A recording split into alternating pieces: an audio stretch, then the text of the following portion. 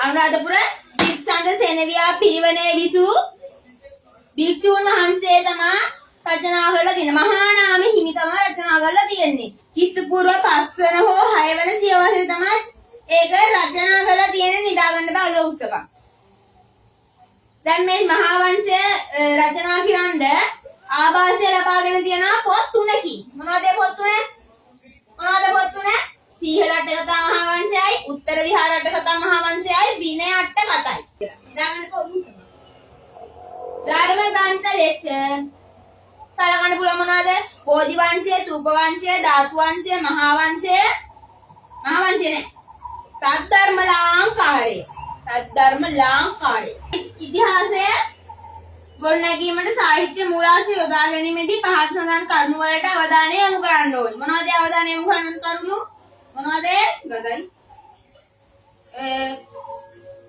මූලාශ්‍රය රචනා වූ කාලය